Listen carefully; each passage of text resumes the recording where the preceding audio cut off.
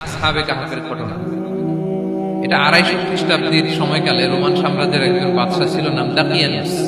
প্রতাপশালী বাদশাহ, পৌত্তলিক, মূর্তির পূজা করে। ঈসা আলাইহিস সালাম বিদায় নিয়েছেন 200-250 বছর হলো।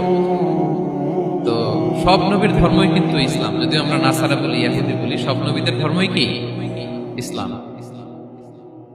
তো তিনি ছিলেন পৌত্তলিক, মূর্তির পূজা করত। আর তার এলাকায় কেউ যদি ঈসা আলাইহিস সালামের নাম নিত, আখিরাতে বিশ্বাস করত, আল্লাহ বিশ্বাস করত, তাদেরকে তারা পাথর মেরে হত্যা করত। এজন্য ভয়ে কেউ ঈসাই ধর্মে ঈমান আনত না, মানে ইসলামে ঈমান আনত না। এই রাজার ভয়ে সবাই মূর্তির পূজা করত। কিন্তু 7 জন যুবক ছিল, তারা স্রোতে গা ভাসিয়ে দেয়নি। স্রোতের বিপরীতে তারা ঈমান নিয়ে দাঁড়িয়েছে। তারা ঈসা আলাইহিস সালামের রেখে যাওয়া সত্য ধর্মের উপর ঈমান এনেছিল, আখিরাতে তারা বিশ্বাস করত। এই 7 জন যুবকের কথা ছড়াতে ছড়াতে রাজা দাকিয়ানুসের কাছে চলে যায়। উনি তো রেগে মেগে ডেকে পাঠালো 7 জন। তাদেরকে জিজ্ঞেস করলো, তোমরা কাকে মানো? বলতেছে, এক আল্লাহকে মানি। সাহসী, খুবই সাহসী। বলতেছে, তুমি কি জানো তোমরা কার সামনে কথা বলতেছো? আমি তো তোমাদেরকে মৃত্যুদণ্ড দিতে পারি। তারা বলে, দেন, কিন্তু আমরা সব বিসর্জন দিলেও ঈমান বিসর্জন দিতে পারবো না। উনি বললেন, তোমরা যুবক মানুষ, রক্ত গরম, আবেগে কথা বলতেছো, 3 দিন সময় দিলাম, যাও। ঈসার নাম ভুলে যাও, আখিরাত ভুলে যাও, আল্লাহর নাম ভুলে যাও। 3 দিন পরে তোমাদেরকে আবার ইন্টারভিউ নেব। ওই দিন যদি একই কথা বলো, পাথর মেরে 7 জনকে দুনিয়া থেকে উড়িয়ে দেব। তারা চলে গেল। এবার 7 বন্ধু মিলে পরামর্শ করতে লাগলো, কি করতে পারি আমরা? এই গুণে ধরা সমাজকে আমরা কিভাবে বাঁচাবো?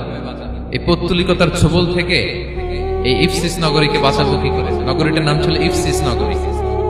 বর্তমানে এটা তুরস্কের ইজমির শহরে অবস্থিত। এখনো জায়গাটা প্রত্নতাত্ত্বিকদের ইয়েতে এটা সংরক্ষিত, এখনো টুরিস্টরা যায়। তো তারা বলল, আমরা ঈমান বিসর্জন দেব না, যদি আমরা ওদের কথা মেনে নিই, আমরা তো মুশরিক হয়ে গেলাম। চলো আমরা এক কাজ করি, আমরা এলাকা ছেড়ে দিই।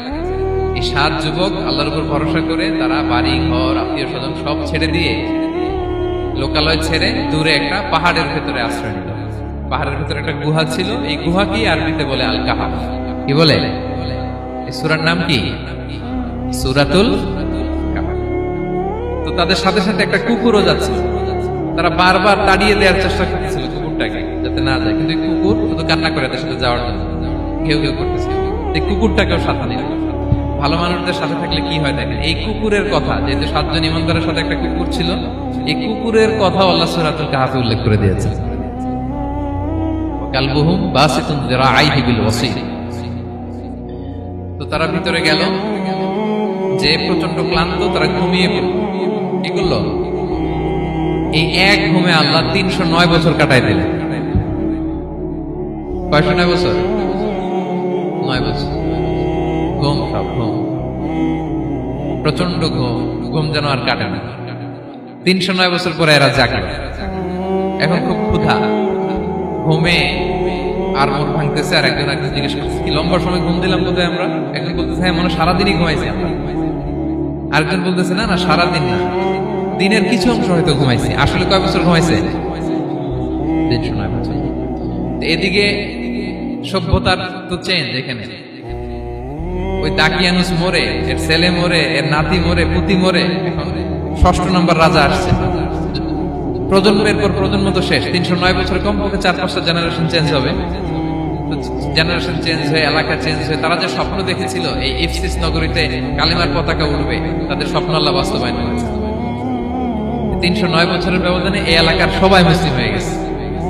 আল্লাহ চাইছিলেন ওদেরকে দেখাবে এটা, যে স্বপ্নটা যে বাস্তবায়ন হয়েছে, এটা দেখাবে।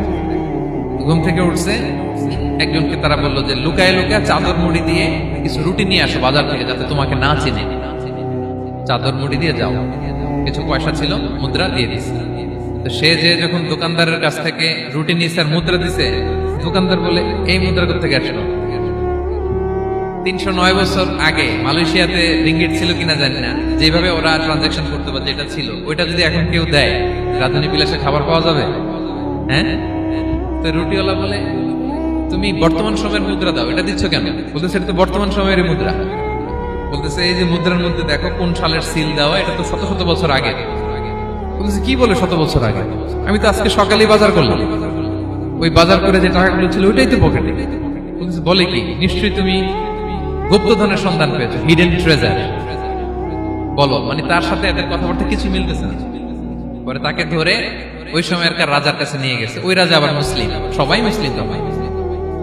সে যা বলে এরাও কেউ বিশ্বাস করে না, এরাও যা বলে এও বিশ্বাস করে না। আর এলাকায় এর বাড়ি ঘর আসবে কোত্থেকে? এর নাতি পুতি যা আছে 5-6 পুরুষ তো মরে সবাই কবরে। তখন তার কথা শুনে সবাই অবাক। তো এটা মিলানোর জন্য তারা 309 বছর আগে দাকিয়ানুস বাদশার সরকারি যে নথিপত্র, ওই পুরাতন ছিঁড়া নথিপত্র তারা বের করলো। বের করে দেখে ঠিকই দাকিয়ানুস নামে এক বাদশা ছিল, আর অনেক শত শত বছর আগে মোস্ট ওয়ান্টেড 7 জন যুবক ছিল যাদের ব্যাপারে এক্সিকিউশনের অর্ডার ছিল। এখন দেখে তারা অবাক। লম্বা ঘটনা আমি শর্ট করে বলতেছি। পরে সবাই মিলে তাকে সহ ওই গুহায় গেল। গুহায় যাওয়ার পরে সে বাকিদেরকে ডাকতে গুহার ভিতরে ঢুকলো। আল্লাহ তাআলা 7 জনকে ওইখানে মৃত্যু দিয়ে দিলেন। চিরকালের জন্য এই 7 জন ঘুমায় পড়ল। আর এলাকাবাসী রাজা সহ ওইখানে তারা একটা মসজিদ নির্মাণ করল। This is the story of আসহাবে কাহাফ। তো এলাকাবাসী যদিও মুসলিম হয়েছিল, কিন্তু আখিরাতের ব্যাপারে তাদের একটা সন্দেহ ছিল যে আসলে মানুষ মরার পরে কি আবার জীবিত হবে, মৃত্যুবরণ করার পরে আবার মানুষ জীবিত হবে। তাদের মনের মধ্যে একটা সন্দেহ ছিল যে আসলে মারা গেলে মানুষ আবার উঠতে পারে। তাদের এই সন্দেহ দূর করার জন্য আল্লাহ তাআলা এই 7 জনকে 309 বছর ঘুম পাড়িয়ে আবার জীবিত করলেন। সুবহানাল্লাহ।